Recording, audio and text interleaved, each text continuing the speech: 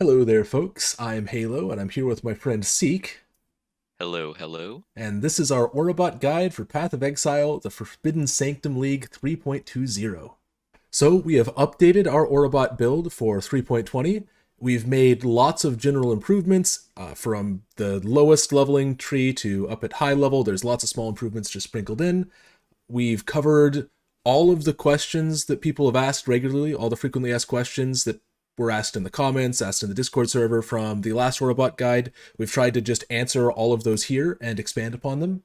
This does not replace our Aurabot 101 guide because we're not going to go through the basics of what an Aurabot is and what each little piece does. This is an update video and expansion upon that. So if you're a new player, you don't know what an Aurabot is, you should watch that. It'll be linked in the description. But if you're an advanced player, you know what an Aurabot is. This should be chock full of useful information for you. Yeah, in addition, if there are any questions you have that aren't covered in the frequently asked questions, whether that's on the Discord server or just what we talk about in this video, there's a very high chance it's covered somewhere in the notes section in the POB or covered in the old video. Yeah, there's a lot of useful notes for leveling, especially in the notes section. It covers all your gem links, but that is covered more in detail in the Aurabot 101 guide. We wanted Excruciating detail, you might say. some would say too much detail, but we say there's no such thing. Um, we wanted to actually redo the Aurabot guide from the ground up and include all of this plus all the information in the Aurabot 1 guide, 101 guide, and then condense it into a much more manageable, highly edited, scripted thing. But we have no time. This league is coming out during finals week for us, so Seek and I both have finals here. I still have work. My brother got married this weekend, so we've just had no time to do a lot of the content we wanted to do. Yeah, so that might be coming in the future. We still really want to do that, but Yeah, that'll yeah, that'll as far as the schedule is concerned, we're limiting this video's scope to the updates and answering some questions about it. Yeah, so that'll be next league probably. So the guide should be easier to follow first and foremost. A lot of the things that people have had problems with, like a lot of the pain points are things where your reservation changed slightly or you had to do a gem swap. We've like removed almost all of those to make it as smooth sailing as possible to follow the setup. And we've sprinkled in, like we said, lots of small optimizations because we're simply built different. The next thing I want to cover is the Discord server is your new best friend. One thing we didn't cover too much in the original guide is that we have a Discord server now. There's almost over 1,500 people here, and the build help section will be invaluable to you if you have questions and problems with your build. There's a lot of super helpful people, in addition to Seek and I, who try to answer as many questions here as we can, who will help answer any questions you have. We have so many knowledgeable people here about this build and just builds in general. And again, if you ask a question in build help or the discussion channel, it will be answered. Yeah, and then there's useful resources. This will be linked here. One of the most useful resources you should check out is this tool that lets you input your account and your character ID and an optional or effect mod in case you have certain timeless jewels, and it will pull the list of stats that your Aurabot gives, and then you can just copy paste those into your carry to see exactly what your Aurabot offers instead of having to estimate it or type it manually. This tool was developed by Raylu and Liberator in the Discord, so it's an extremely useful one. There'll be like the leveling guides will be here, and this section should be expanded further as we go on, the PoBs, so on. Atlas trees, it'll be in the useful resources. And then we've added a channel for the mana flask craft because it was not feasible for us to just craft all of the mana flasks last time. Like in the Orbot guide, I was like, I'm gonna unveil this and I'll craft the mana flask for you. Just message me on Twitch, and that was great. And then we had like 100 people who needed the mana flask craft, and so it was constant. So instead, I've made this, and like every hour or so, we'll like make a post, hour or two, we'll make a post like, hey, if you need the mana flask craft, message us in game, or if you have the craft and want to share it, or there's lots of other people who unlock it who will share it here. So this is for just making that whole process easier and more time efficient for everyone involved. In addition, I will finally be streaming this league start. I'll be streaming the entirety of the first league week or however long we play. So if you're interested in that riveting Aurabot gameplay of smiting, soul linking, and all the rest of it, you can catch me at Twitch TV/Seekelp. That will also And be linked in the description too. Make it easier. yes, so that you don't have to imagine how to spell that. Uh, So yeah, let's go through the leveling changes too. Let's talk about all the changes we've made. So the first thing is in this level 28 version, we've taken this lightning mastery wheel. For the lightning damage with non-crits is lucky. This gives the Autobot like 40% more yeah, it's damage. around 40% more damage. The mastery especially is huge on top of the the lightning, the 4 points of the lightning wheel or the 3 points are just the cherry on top that you get for also taking that mastery. Yeah, Really yeah. can't be overstated how good it is. But yeah, this is 40% more damage. So between this and getting level 14 and shortly after this 21 crafts, this is going to make the leveling experience a lot more comfortable for the Aurabot, and it's going to let you remain self-sufficient for a little bit longer than the Aurabot previously did. We've also added conductivity. So you pick this up, and it's just a curse that reduces lightning resist. This should make your leveling, like especially doing like Act 4, like Comb and Duresso around that time, that should, combined with the mastery and the lightning wheel, make the Orbot have much easier time like soloing those zones, especially through like Act 4, early Act 5. Yeah, especially with the curse effect. Yes, Just but like 30% more damage on the bosses now, 20%. yeah. Now that they have proper effect on bosses, Yeah, one item that's insanely strong for early leveling is Ghost Writhe. Like this item is nuts. it is absolutely crazy. Yeah. It's if Aurabots like if the Aurabot was remotely painful to play in early and mid maps before, particularly if you're dying a lot, it won't be anymore. This item, you slap this item on and you go from like 2800 life plus 1200 ES straight up to like 5200 energy shield. Yeah, It seems like it has a downside where, you're lowering your EHP against chaos damage. But the two reasons that doesn't matter that much or isn't as bad as it would seem is that one chaos damage is everybody says I'm going to say the old adage of chaos damage doesn't really exist, it can't hurt you, but that's true to some extent. And then it also comes with 50% chaos res on the item. It solves its own problem.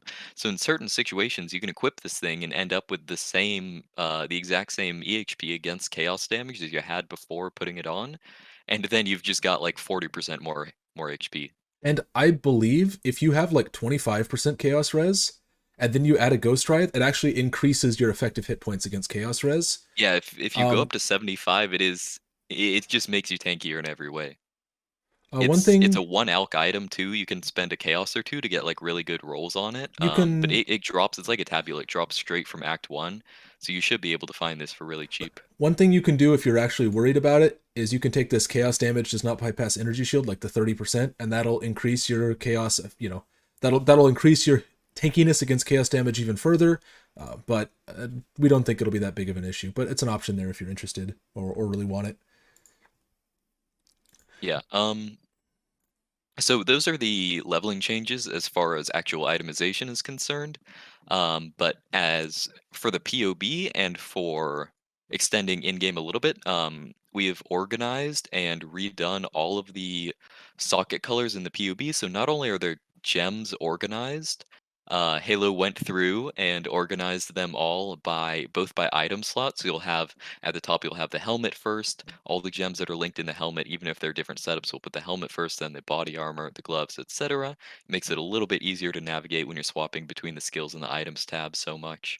And then I went through and I made in the rarely used feature in PUB of the actual item colors on the items. I went through for every build from late mapping up, and I looked at what the optimal colors are for every single item, and I've actually input those onto the PUB items now. So instead of having to go to the skills tab and deduce what colors you need certain items to be, you can simply go over to the item that you're using. Make sure you're in the right item set because, for instance, the late map, like say the late mapping and the 800C version will both use a Victorios, but the colors change between that. So do be wary of that. But yeah, now you will be able to simply hover over the item and know immediately what socket links and socket colors you'll need on it. Right.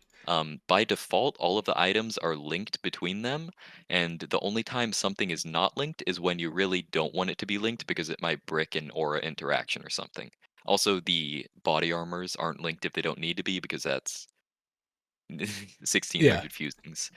You never do need a 6 link with the build. Yeah. So like the only thing that doesn't need to be linked is cast when damage taken molten shell in this version. Right.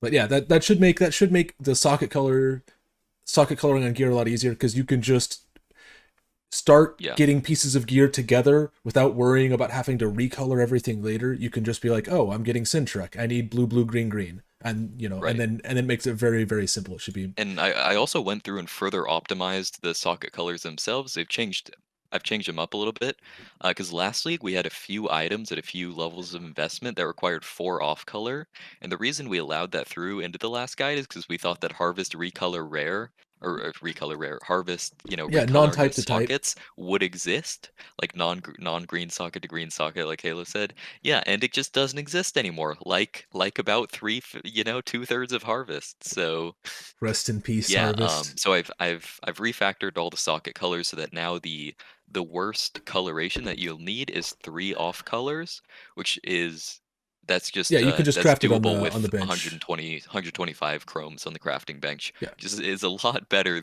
significantly better than having to do 4 off colors. Yeah, like the three red alpha cell, right? You just go up to the bench, you do Yep. three, at least three red, and then you hope you don't get unlucky and get a non-green in the last one. Should Yeah. be pretty easy. It's like a 5% chance to get a blue there. And even if it is, it's like, 10 scene chromes to fix it. Yeah. On to some of the changes from the balance and the patch notes. We don't have survival instincts anymore for flask sustain, which isn't that big of a deal. It wasn't that important anyways. It just means that we take the essence extraction wheel on kind of like all versions of the build now. Um, there's times you can play around with dropping this, but we just have it allocated on all versions of the build, and you can see that on the late Yeah. mapping version we still have 100% uptime on coruscating elixir, so Yeah, it's coruscating, some of the other flasks will vary. Some of them might be like 80% uptime. Some of them might be, very like give you a minute to kill something.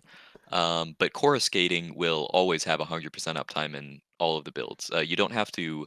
Yeah, this is the thing about the removal of survival secrets is while it was really nice during leveling, it did grant some net flask sustain later. The fact that it had reduced charges gained on it may meant that it's not actually that crazy of a flask sustain buff. So while it was super nice early on, super nice during early maps, the late game version doesn't really suffer in flask sustain at all.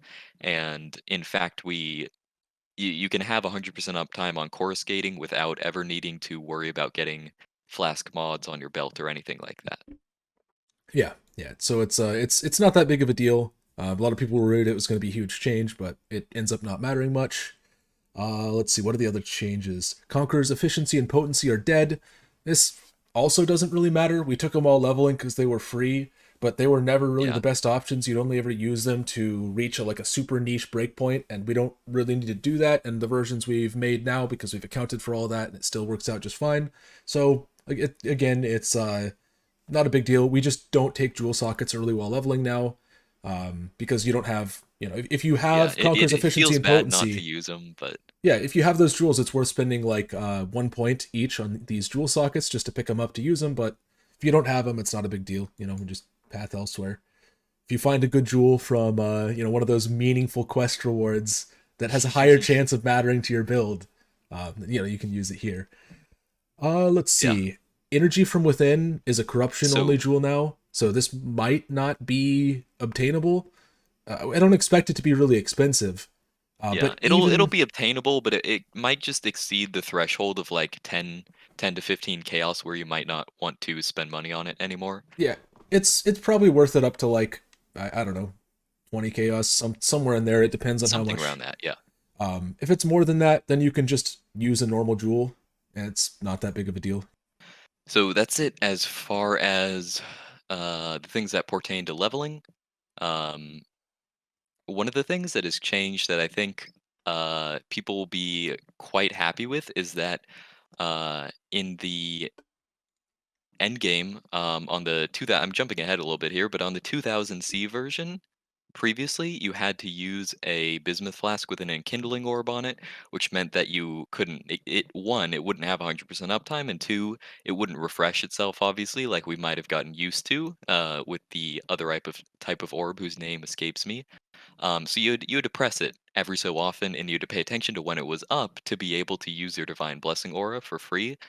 That was pretty painful, to be honest, although it was still worth it. But now, on the 2000C investment, once you get a alt quality inspiration support, divergent inspiration support, I believe, and this is going to be pretty much the last thing you buy in the 2000C version. But once you pick up alt quality inspiration, and once you've found enough passive points to allocate Dreamer on the passive wheel, that's the mana node down there with reduced mana cost of skills. Once you do those things, you'll be able to just go over to the crafting bench and replace the enkindling orb enchant on your flask with like the other one that just says, reused at the end of the flask effect, right? The one that makes it loop. And when you do that, it will have 97% uptime, meaning you'll just be able to run around and press it once at the start of every zone and never have to worry about your uptime on it again, allowing you to just press your aura whenever you want. Yeah. Um, so you Well, can, as long as you're on full energy shield, that is. yes, because of the node from Insightfulness, right? Yeah. So because of how much recovery you have, you'll basically always be on it anyways. But yeah, if you don't have the divergent inspiration, you can just use normal inspiration and continue to use a like the kindling orb on that. And the nice thing is you can just go to the bench and recraft the enchant, so you can use the exact same flask. It makes it Yeah, makes it very it easy. keeps it's the same prefix, so you don't need to recraft anything. Let's see. Yeah, the Dreamer Wheel we were talking about, it is actually just good for It your it does mana give being you a unreserved. surprising amount of unreserved mana. If we were at level 97 right now, which is what the 2000C version is for, we would have enough unreserved mana, or even more surplus unreserved mana. And this is a lot more than you need, given that you have that flask up all the time. All of your skills cost single-digit mana, essentially. Yeah, so it's just a good thing to use. It's one of the things we've done to drop a lot of the niche sources of reservation we were getting, so that make the build a little easier to follow. Let's go on to, yeah, Yeah, reservation and changes. speaking of those niche sources of reservation, as far as the new reservation rare jewels that they added, jewels, any jewel, I believe, any default jewel that is like cobalt, viridian, etc., can roll a prefix of 2 to 3% mana reservation efficiency. The thing about these is, while they seem very nice in theory, they, along with Conqueror's efficiency, even are so much less efficient than the incredibly powerful, reservation efficiency smalls. And because of that, it's not something that you're going to need to have a bunch of at all to stack a bunch of them. It really is not that powerful. We do at one point in the 800C version use one of the jewels to help hit a little breakpoint that otherwise would have, required more finagling elsewhere in a more costly manner. But aside from that single one, you're not going to need or really benefit that much from any rare reservation jewels across the passive tree. Yeah. I think this is the only one we use in the entire POB. Obviously, if you can get one with reservation, intelligence, and energy shield, it'll be insane, and you can just throw that Yeah, in. it's never a downside, to be clear. There's Um, nothing like that. It's just yeah, but we've yeah, tried to keep it as simple to follow as possible. Obviously, like as you start adding more reservation onto your stuff, or getting like yeah, increased effect on these, they get way more expensive and harder to get. So we've just tried to keep it as simple and yeah. easy to follow as possible. Um, so additionally to that, we're not using any smalls rolled with the percent increased effect prefix to get additional reservation, because those are a pain to craft, and They're they're they're not kind of actually that good just for worse. Yeah, they're not that good when on a strict budget. Like once you can start spending like a few divines on each of them, then they become insanely powerful. But this is meant to be as cheap as possible. So like we've tried to be yeah. extremely efficient with the currency Right. cost of the things we use. Yeah, Um, flat energy shield on the small cluster jewel prefixes is just so powerful that it always ends up being worth it to get reservation efficiency elsewhere and then move your flat energy shield onto those prefixes. Um, Yeah, this one Yeah. 16 flat ES, which isn't even a T1 roll, is like 160 energy shield from these three nodes. So if you can get like intelligence on it there as well, or like other attributes, you can also fix a lot of your stats by getting ES and something else that matters on these stats. On these jewels. Um, Onto a item that a lot of people are talking about, Vaal Caress. And the reason we have to bring it up in the search bar there is because it's not used in the build. It turns out that it's not really cost efficient for a handful of reasons. It's like one divine usually on league start, or at least it was this time because a lot of people do use it. Uh, and it does give you plus to socketed gems. You can use that on generally you do discipline and grace, and now you could do smite with Vol Smite, but you can't use enlighten in the links, so it has some downsides. It becomes good later with lots of investment, or if you're in like a 6-man party, um, Yeah. and you don't have to That's worry the so thing much is like about like if defense or energy shield. right.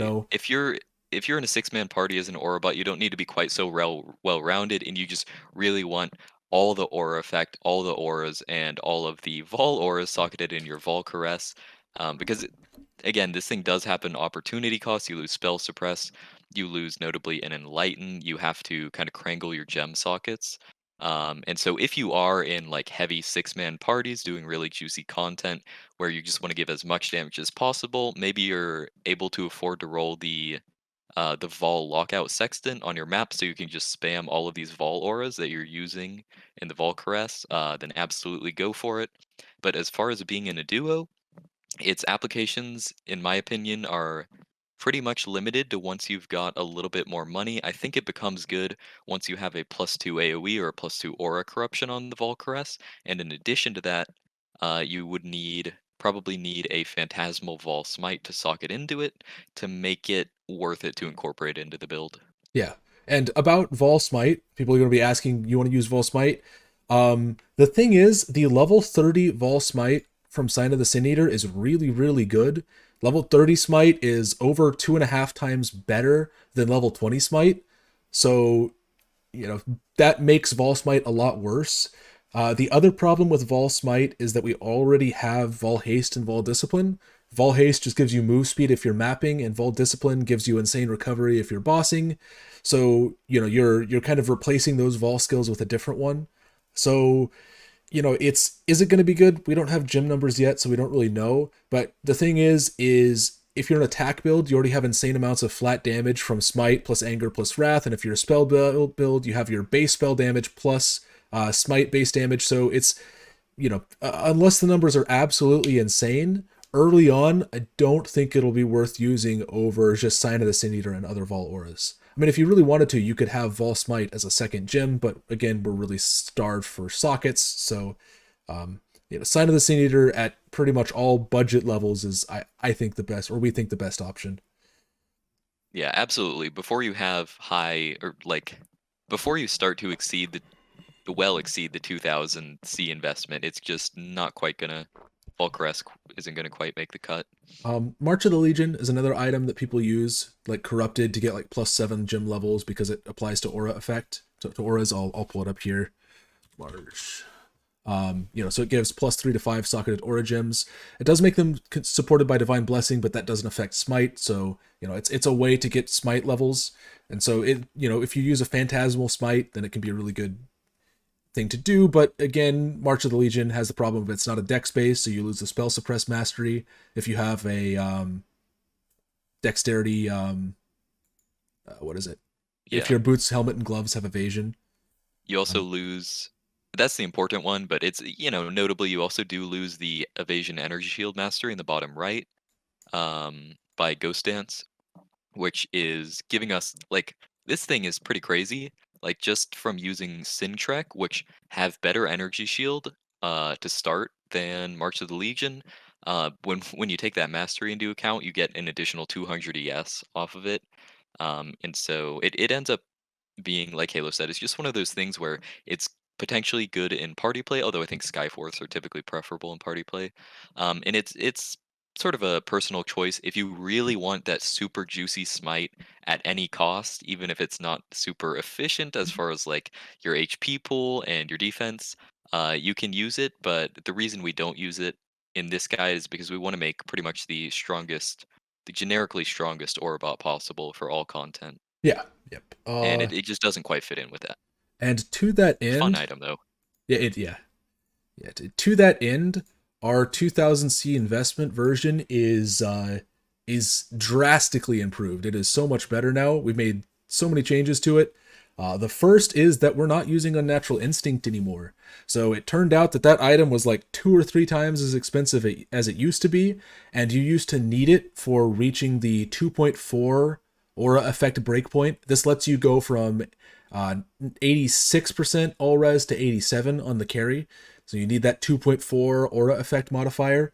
And you used to have to use Unnatural Instinct, but because you can use, because Jinx Juju got a 5% aura effect buff, then it makes it really easy, or not easy, but doable to get 2.4% or 2.4 times aura effect without using it. So we've completely dropped it from the build entirely. Yeah. Um, it's pretty crazy. Halo did some. We It was very sad to drop on Natural Instinct, but Halo looked at it and did some voodoo magic, and between that and a couple of the other optimizations that we did elsewhere, we drop a Natural Instinct. And we lose actually another thing we're losing or dropping compared to this league is the Kalangra leagues, which of course didn't go core. They're not accessible in the game. Previously, those ring slots would have been filled by Kalangra, these broken Kalangra rings that give you, say, like 120 energy shield and 100 int and maybe something else if you can get it on top. Each of those rings was around 1,000 energy shield or 800 at maybe at this budget. And yeah, despite not having those, between all the optimizations we've made, we've managed to keep the energy shield around the same, and of course, we still hit that very important 2.4 aura effect breakpoint. Um, it's worth noting that the pathing we've taken here, the mana is actually pretty good, and we get 6% move speed because we can, because it's just a really nice stat. So it's not even that Yeah, bad. Another thing you can do is if you don't want to take these nodes, we might actually change this. So watch if it's different in the PoB by the time you do League Start. We might end up taking Devotion and shuffling some of these points around, picking up this jewel socket. It's it's in the realm of optimization so tiny it's like 1 or 2% difference if that, but it's something we're tinkering with, so that might be different. um and I think that's about it for the update. We just have some higher budget considerations to go over, that might be worth talking about. The all high end Aurabots use an elegant hubris or a brutal restraint to get aura effect. And let me pull Snap's POB just because it's a good one on hand. Or actually, you know what? I'll save this and I'll go into the POB that we made for doing our face yeah. tanking Don't hover the like number. 250 quant No, feared. just kidding. Yeah, Um, so Elegant Hubris is a timeless jewel that bricks all the notables around it, or all the small passive travel nodes around it, but it rolls the sacrificed in the name of glory.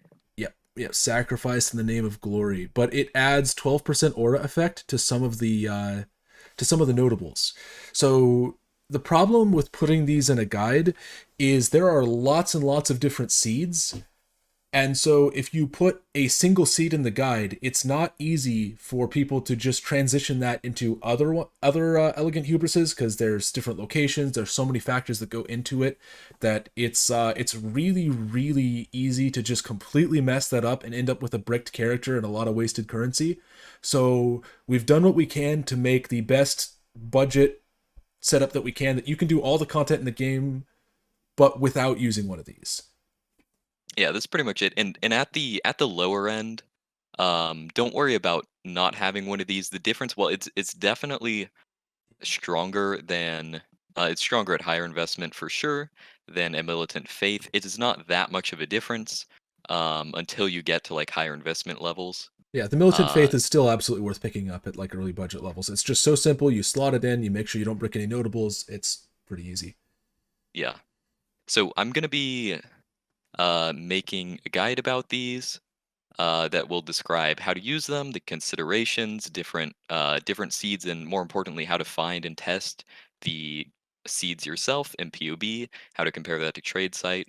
So we'll be coming out with a guide for how to incorporate these other timeless jewels, probably a couple of days into the league, at least within the first week of the league, for sure. It's something that we would like to have out right now, but sadly, it's one of those things that we've had to put off Yeah. because of our We have no scheduling. time.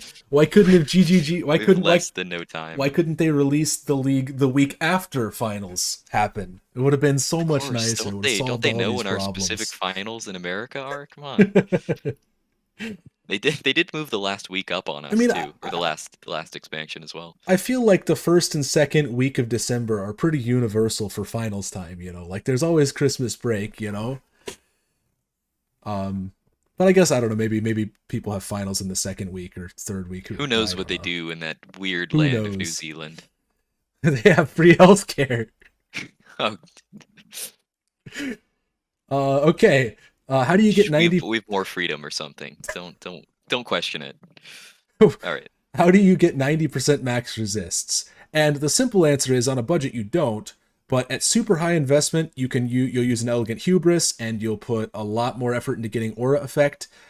You don't need 90% all res from your aura bot for doing almost anything. Um, it just doesn't give you that much. You can pick up some Yeah. max res on your carry. You can take like an impossible escape, get like prismatic skin with either imbalanced guard or unwavering stance. There's Right. lots of ways to get 90% max all res, and the extra aura effect often isn't. It's just not cost efficient. It's a thing you do because you want an insane, like you want a big number. Yeah, this It is something that is much more applicable and much more commonly done in Aurabots for party play or an Aurabot that really just cares about juicing your auras as much as By possible. party play you mean 6-man Because parties, then yeah, that's because pretty much it. your mana guardian and curse bot, those will all cover the weaknesses or the costs that you incur for picking up all this aura effect, usually at the expense of energy shield. And those versions, I don't think any of them have spell suppress cap. No, you just can't. Well, you technically can, but you lose even more energy shield for doing so. Yeah, they definitely rely on other characters or just absurd late game items to make up the difference. But I will link Snap's video for Aurabots. He has several different versions, some of them with 90% max res. They're again, it's going to be unique because the elegant hubrises are different. Those versions might not be good for whatever kind of content you're doing, but it's worth looking into seeing different ways that you can get that. Oh, it's also worth noting that we're going to have the potential of getting 15% aura effect from a sanctified relic. And if you can just get an additional 15% free aura effect, getting to that next breakpoint for your purities might be that much easier. So it might actually be a lot more achievable in this league, right? Because Yeah, for we've seen every that these. Oh, yeah, go ahead. I was gonna say for every 20% aura effect you get, that's +1 max res on purity. So you can see we're 2.4, that's gonna be 87, 2.6, it's gonna be 88, 2.8, it's gonna be 89, and then you need 3 times aura effect for 90% max res. Right. And while again, it's still, even with that, it's still quite a bit of a struggle to get 300% aura effect, regardless of whether you're building like that and aiming for that crazy threshold. As you get to higher investment, you're going to, even if you want to be a super tanky Orbot, you're going to want an influence chest plate. Victorio's isn't the best option forever. As you get to 20, 30 divines in the build, you're going to want to start to look at a Vaal regalia that's double influence. Specifically, it's going to be Redeemer and Crusader. Currently, I am testing how fast Halo can make an double influenced item in PoB, and it's pretty damn fast. But yeah, you go Redeemer, Crusader, and you pick up increased effective non-curse auras from your skills. You're going to want to elevate this for 30%, which is just incredibly powerful. You do lose Reservation a little bit from the Victorios, but this is Reservation the core of an endgame Aurabot, of a true endgame reservation Aurabot. reservation of auras is interchangeable with currency. There is so many ways to just get extra mana reservation. Like we're not even using enlightened fours. Yeah, And we're not using Enlightened Fours. We're we're not not using increased using effect on these Corruption jewels. Implicits. We're not using increased effect. Exactly. Yeah, there's so We're many not ways using to. rare jewels where we could. Yeah. We're just getting ES and int because that's what's effective here. But yeah, as Halo said, like reservation efficiency is exchangeable, it's fungible with currency. Aura effect is something that you can only get in a few specific places, and this chest plate is a huge source of it. The Crusader is for the increased int, which is just good for energy shield.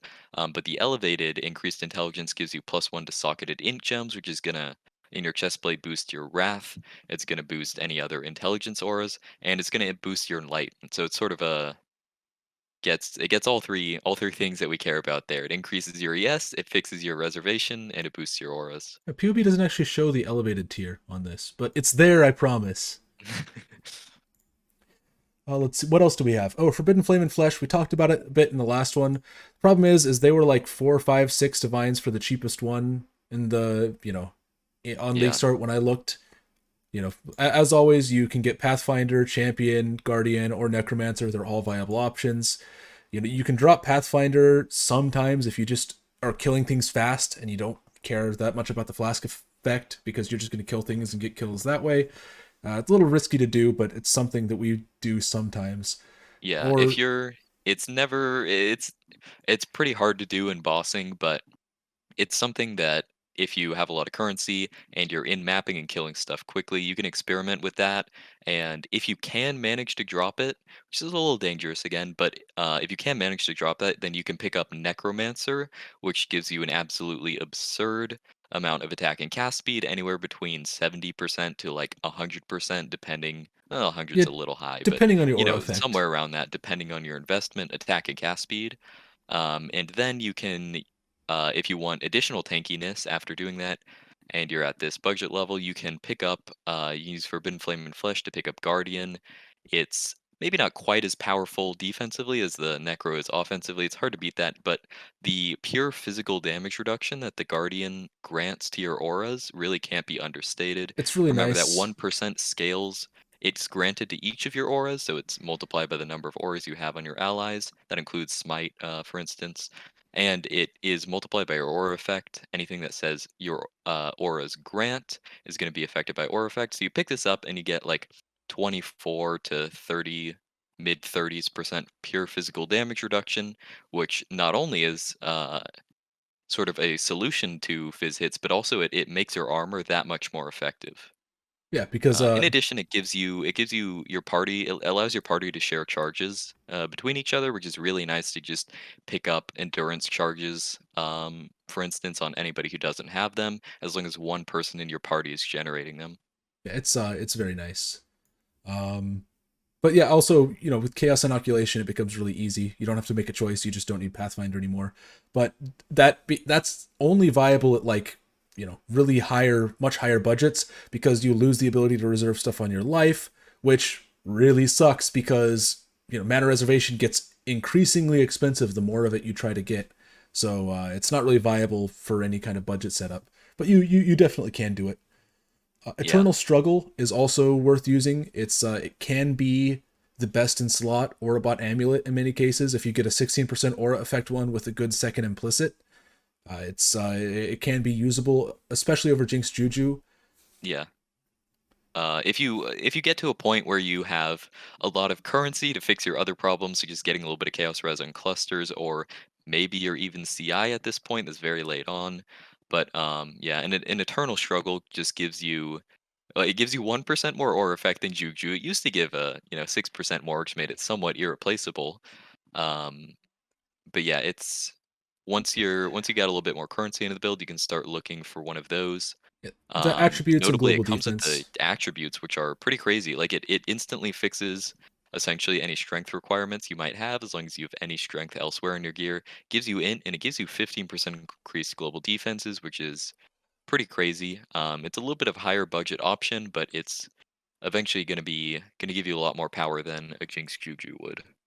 But this will never make it into the guide because you can't get the specific role you want reliably. And so it's one of those things that most people probably can't get. There's only going to be a handful of these that really exist, but it's worth watching for if you really want to min max.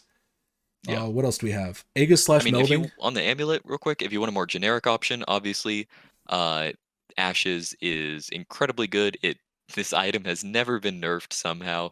It is, I mean, it's arguable whether it should be. Maybe it doesn't need to be, but regardless, it is huge for an Aurabot between the alt qualities on your auras and the reservation efficiency.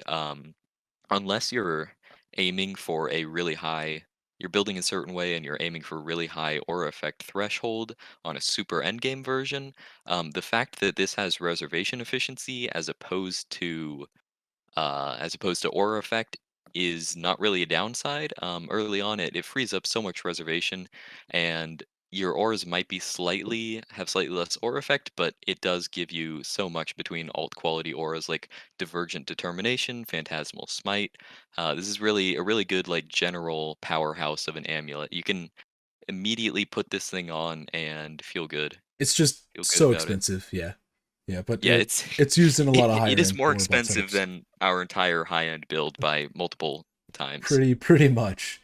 Aegis slash Melding, we did testing with it in our face tanking 250 quant feared. We killed it completely AFK with a one link Tempest Shield, and we used Aegis slash Melding on both of the characters.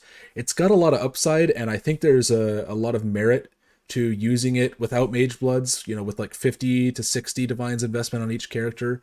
You can justify using Aegis and Melding together.